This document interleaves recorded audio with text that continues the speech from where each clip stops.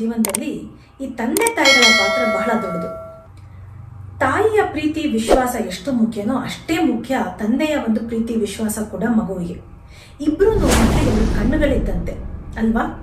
ತಾಯಿ ಹೆಚ್ಚು ತಂದೆ ಕಡಿಮೆ ಅಥವಾ ತಂದೆ ಹೆಚ್ಚು ತಾಯಿ ಕಡಿಮೆ ಅಂತ ನಾವು ಹೇಳೋದಕ್ಕೆ ಸಾಧ್ಯ ಆಗೋದಿಲ್ಲ. ಇಬ್ರು ಪೋಷಣೆ ಮತ್ತು ಪ್ರೀತಿ ಮಕ್ಕಳಿಗೆ ಅಗತ್ಯ ಇರುತ್ತೆ. ಪ್ರತಿಯೊಂದು ಒಂದು ಬೆಳವಣಿಗೆ ಹಂತದಲ್ಲೂ ಕೂಡ ಇಬ್ಬರ ಒಂದು ಮಾರ್ಗದರ್ಶನ, ಒಂದು ಸಪೋರ್ಟು ಮಕ್ಕಳಿಗೆ ಬೇಕಾಗ್ತಾ ಇರುತ್ತೆ.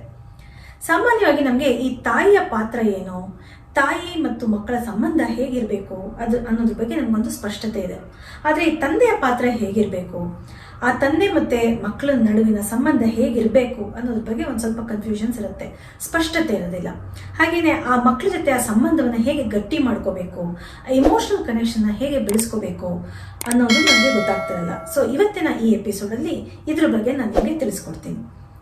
ನೋಡಿ, ಫಸ್ಟು ನಾವೇನು ಅನ್ಕೊಳ್ತೀವಿ ಅಂತಂದ್ರೆ ಆ ಫಾದರ್ ಇಸ್ ಅ ಪ್ರೊವೈಡರ್. ಅಂದ್ರೆ ಆ ತಂದೆ ಅನ್ನೋನು ಒಂದು ಪ್ರೊವೈಡರ್, ನಮ್ಗೆ ಏನೇನು ಬೇಕೋ ಆ ಸೌಲಭ್ಯವನ್ನು ಒದಗಿಸುವ ವ್ಯಕ್ತಿ ಅಂತ ಮಕ್ಕಳು ಅಂದ್ಕೊಂಡಿರ್ತಾರೆ, ತಂದೆನೂ ಅಂದ್ಕೊಂಡಿರ್ತಾರೆ.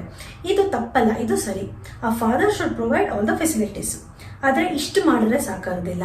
ಆ father must also learn to nurture the child. ಅಂದ್ರೆ ತಾಯಿಯ ತರ ಆ ಮಕ್ಕಳನ್ನ ಪೋಷಣೆ ಮಾಡೋದನ್ನು ಕಲ್ತ್ಕೋಬೇಕು. ಎರಡು ಕಾರಣ ಇದೆ. ಇದು ಯಾಕೆ ಅಂತಂದ್ರೆ ಈಗಿನ ಕಾಲದಲ್ಲಿ ಇಬ್ರು ಪೇರೆಂಟ್ಸು ವರ್ಕಿಂಗ್ ಅಲ್ವಾ? ಸೊ ಇಬ್ರು ವರ್ಕಿಂಗ್ ಮಾಡ್ತಿರೋದ್ರಿಂದ ಆ ಒಂದು ರೆಸ್ಪಾನ್ಸಿಬಿಲಿಟಿನ ಇಬ್ರು ತಗೋಬೇಕಾಗತ್ತೆ. ತಂದೆ ತಾಯಿ ಆ ಮಕ್ಕಳನ್ನ ಹೇಗೆ ನರ್ಚರ್ ಮಾಡೋದು, ನಾನು ಮಾಡ್ತೀನಿ ನೀನು ಮಾಡು ಅನ್ನೋ ಒಂದು ಅಗ್ರಿಮೆಂಟ್ ಇರಬೇಕು. ಯಾಕಂತಂದ್ರೆ ತಾಯಿ ಬ್ಯುಸಿ ಇದ್ದಾಗ ತಂದೆ ಮಾಡ್ಬೋದು, ತಂದೆ ಬ್ಯುಸಿ ಇದ್ದಾಗ ತಾಯಿ ಮಾಡ್ಬೋದು. ಇಲ್ಲ ಅಂತಂದ್ರೆ ತಾಯಿ ಬ್ಯುಸಿ ಇರ್ತಾರೆ, ತುಂಬ ಮನೆಗೆ ಲೇಟಾಗಿ ಬರ್ತಾರೆ, ಹೊರಗೆ ಆದಷ್ಟು ಸಮಯ ಕಳೀತಾರೆ ಅಂದಾಗ ಗ್ಯಾಪ್ ಆಗ್ಬಿಡುತ್ತೆ, ಮಗುಗ ಕೊರತೆ ಆಗ್ಬಿಡುತ್ತೆ. ಸೊ ತಾಯಿ ಇದ್ದಾಗ ತಂದೆ ಪೋಷಣೆ ಮಾಡೋದನ್ನ ಕಲ್ತ್ಕೋಬೇಕು.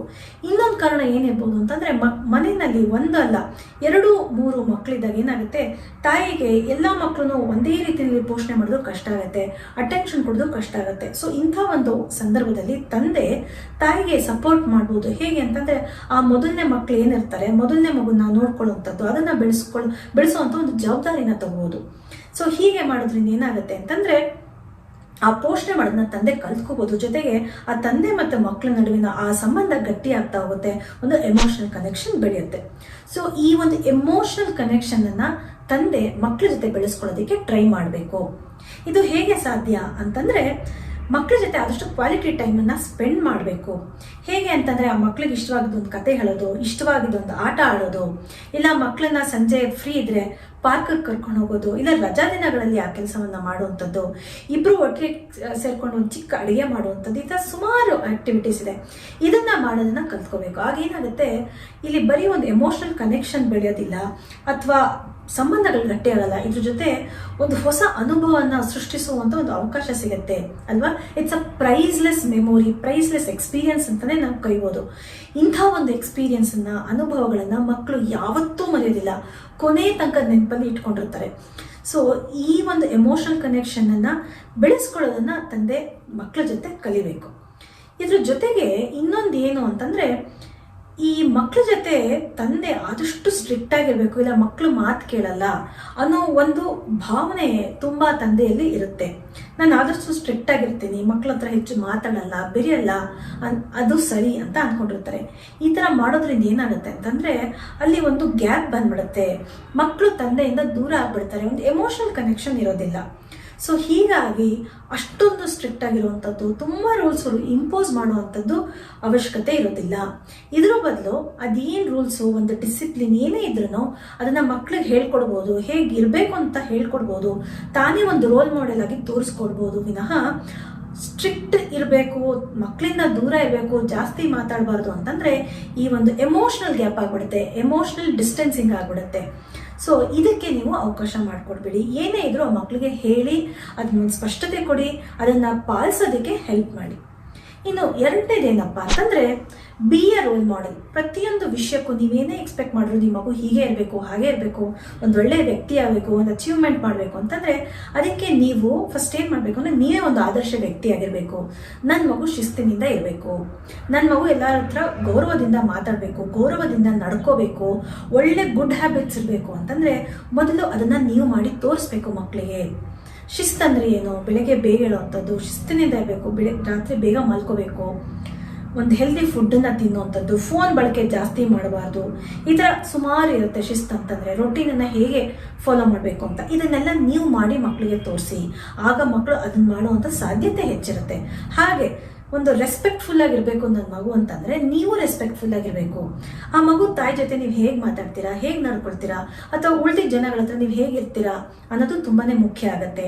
ನೀವು ಎಷ್ಟು ರೆಸ್ಪೆಕ್ಟ್ಫುಲ್ ಆಗಿರ್ತೀರೋ ಮಕ್ಕಳು ಸಹಿತ ಅದನ್ನ ನೋಡಿಕೊಂಡು ಕಲಿತಾ ಇರ್ತಾರೆ. Good habits. ಸೊ ಇವಾಗ ನೀವು ಒಂದು ಡ್ರೈವ್ ಮಾಡ್ತಿರ್ತೀರಾ ಕಾರನ್ನ, ಮಕ್ಕಳನ್ನ ಪಕ್ಕದಲ್ಲಿ ಕುಡಿಸ್ಕೊಂಡು, ಆಗ ನೀವು ಎಷ್ಟು ಮಟ್ಟಿಗೆ ಆ ಒಂದು ರೂಲ್ಸ್ ಆ್ಯಂಡ್ ರೆಗ್ಯುಲೇಷನ್ಸ್ನ ಫಾಲೋ ಮಾಡ್ತೀರಾ, ಎಷ್ಟರ ಮಟ್ಟಿಗೆ ಅಲ್ಲಿ ಸೇಫಾಗಿ ಡ್ರೈವ್ ಮಾಡ್ತೀರಾ ಅನ್ನೋದನ್ನ ಮಕ್ಕಳು ವಾಚ್ ಮಾಡ್ತಿರ್ತಾರೆ, ಅಬ್ಸರ್ವ್ ಮಾಡ್ತಿರ್ತಾರೆ. ನಾಳೆ ದಿನ ಅವರು ಡ್ರೈವ್ ಮಾಡುವಾಗ ಅದನ್ನೇ ಫಾಲೋ ಮಾಡೋ ಒಂದು ಚಾನ್ಸಸ್ ಇರುತ್ತೆ. ಸೊ ಹೀಗೆ ಪ್ರತಿಯೊಂದು ಒಂದು ಶಿಸ್ತಿರ್ಬೋದು, ಒಂದು ಗೌರವ ಇರ್ಬೋದು, ಏನೇ ಒಂದು ನೀವು ಎಕ್ಸ್ಪೆಕ್ಟ್ ಮಾಡ್ತಿದ್ರು ಅದನ್ನು ನೀವು ಮಾಡಿ ತೋರಿಸಿ, ಒಂದು ರೋಲ್ ಮಾಡೆಲ್ ಆಗಿ ನೀವು ತೋರಿಸಿದಾಗ ಮಕ್ಕಳು ಅದನ್ನು ಕಲ್ತ್ಕೊಳ್ಳೋ ಒಂದು ಸಾಧ್ಯತೆ ಇರುತ್ತೆ. ಇನ್ನು ಮೂರನೇದೇನಪ್ಪ ಅಂತಂದರೆ ಫ್ರೀಡಮ್ ಟು ಎಕ್ಸ್ಪ್ರೆಸ್. ಆ ಮಗುಗೆ ನೀವು ಫ್ರೀಡಮ್ ಕೊಡಬೇಕು ಎಕ್ಸ್ಪ್ರೆಸ್ ಮಾಡೋದಕ್ಕೆ. ಆ ಮಗುಗೆ ಏನು ಅನ್ನಿಸ್ತಾ ಇದೆ, ಭಾವನೆಗಳು ಏನು ಬರ್ತಾ ಇದೆ, ಏನೇ ಇದ್ರೂ ಬಂದು ನಿಮ್ಮ ಹತ್ರ ಓಪನ್ ಆಗಿ ಹೇಳ್ಕೊಳ್ಳುವಂಥ ಒಂದು ಅವಕಾಶವನ್ನು ನೀವು ನೀಡಬೇಕು. ಅಪ್ಪ ನನಗೆ ಈ ಥರ ಪ್ರಾಬ್ಲಮ್ ಆಗ್ತಿದೆ, ನಾನು ಇಂಥ ಒಂದು ಕಷ್ಟದಲ್ಲಿ ಸಿಕ್ಕಾಕೊಂಡ್ಬಿಟ್ಟಿದ್ದೀನಿ, ಏನು ಮಾಡ್ಬೇಕು ಹೇಳು ಅನ್ನೋ ಒಂದು ಓಪನ್ನೆಸ್ ಇರಬೇಕು ಮಗುಗೆ ತಂದೆ ಹತ್ರ ಹೇಳ್ಕೊಳ್ಳೋದಕ್ಕೆ. ಅದಕ್ಕೆ ನೀವು ಮುಂಚಿಂದನೂ ಆ ಒಂದು ವಾತಾವರಣನ ಸೃಷ್ಟಿ ಮಾಡಿರಬೇಕು. ಆಗ ತಂದೆ ಹತ್ರ ಬಂದು ಮಗು ಪ್ರತಿಯೊಂದು ವಿಷಯಗಳನ್ನು ಹೇಳ್ಕೊಳುತ್ತೆ, ಏನೂ ಮುಚ್ಚೋದಿಲ್ಲ. ತಂದೆಗೆ ಪ್ರತಿಯೊಂದು ಆಗು ಹೋಗುಗಳ ಮೇಲೆ ಒಂದು ಅರಿವಿರುತ್ತೆ, ಮಗು ಜೀವನದಲ್ಲಿ ಏನು ನಡೀತಾ ಇದೆ ಅನ್ನೋ ಒಂದು ಅರಿವು ತಂದೆಗಿರುತ್ತೆ. ಇನ್ನು 4ನೇದು ಏನಪ್ಪ ಅಂತಂದರೆ, ಆದಷ್ಟು ತಂದೆ ಮಕ್ಕಳನ್ನ ತನ್ನ ಜೊತೆ ಕಂಪೇರ್ ಮಾಡ್ಕೋಬಾರ್ದು. ಸೊ ಎಸ್ಪೆಷಲಿ ಆ ಚೈಲ್ಡ್ಹುಡ್ಡಲ್ಲಿ ನಾನು ಚಿಕ್ಕವನಿದ್ದಾಗ ಇಷ್ಟು ಮಾಡ್ತಾ ಇದ್ದೆ, ನಾನು ಟಾಪರ್ ಆಗಿದೆ, ಅಥವಾ ನಾನು ಇಷ್ಟು ಹಾರ್ಡ್ ವರ್ಕಿಂಗ್ ಇದ್ದೆ, ನಾನು ಇಷ್ಟು ಕಷ್ಟಪಟ್ಟಿದ್ದೀನಿ, ನಾನು ಇಷ್ಟು ಅಚೀವ್ ಮಾಡಿದ್ದೀನಿ ಅಂತ ಮಗುಗೆ ಯಾವಾಗಲೂ ಹೇಳ್ತಿದ್ರೆ ಏನಾಗುತ್ತೆ ಅಂತಂದರೆ, ಆ ಮಗುಗೆ ತನ್ನ ಬಗ್ಗೆ ಒಂದು ಕೀಳರಿಮೆ ಬಂದ್ಬಿಡುತ್ತೆ. ಯಾಕಂತಂದರೆ ತಂದೆ ಅಂದ್ಕೊಳ್ತಾ ಇರ್ತಾನೆ ನಾನು ಮಗು ಮೋಟಿವೇಟ್ ಮಾಡ್ತಾ ಇದ್ದೀನಿ, ಇನ್ಸ್ಪೈರ್ ಮಾಡ್ತಾ ಇದ್ದೀನಿ ಅಂತ. ಆದರೆ ಮಗುಗೆ ಏನಾಗ್ಬಿಡುತ್ತೆ ಅಂತಂದರೆ ನಾನು ನನ್ನ ತಂದೆ ಥರ ಇಲ್ಲ ಅನ್ನೋ ಒಂದು ಕೀಳರಿಮೆ ಬಂದ್ಬಿಡುತ್ತೆ, ಕಾನ್ಫಿಡೆನ್ಸ್ ಹೊಟ್ಟೋಗುತ್ತೆ.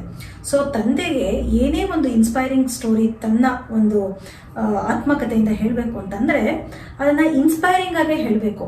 ನನಗೆ ಈ ಥರ ಕಷ್ಟದ ಪರಿಸ್ಥಿತಿನಲ್ಲಿ ನಾನು ಈ ಥರ ನಿಭಾಯಿಸಿದೆ, ನಾನು ಈ ಥರ ಸಾಧನೆ ಮಾಡಿದೆ, ಅಲ್ಲಿ ನೀವೇನು ಟೆಕ್ನಿಕ್ಸ್ ಯೂಸ್ ಮಾಡಿದ್ದೀರಾ ಅದ್ರ ಬಗ್ಗೆ ಮಾತಾಡಿ, ಒಂದು ಮಾರ್ಗದರ್ಶನ ನೀಡಿ.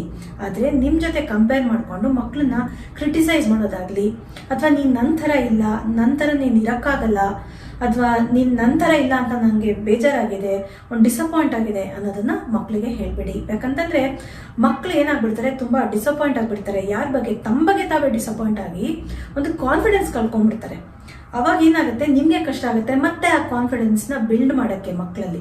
ಸೊ ಆ ಕಾರಣಕ್ಕೋಸ್ಕರ ಕಂಪೇರ್ ಮಾಡ್ಕೊಳ್ದೇನೆ ಮಕ್ಕಳನ್ನ ಇನ್ಸ್ಪೈರ್ ಮಾಡಿ.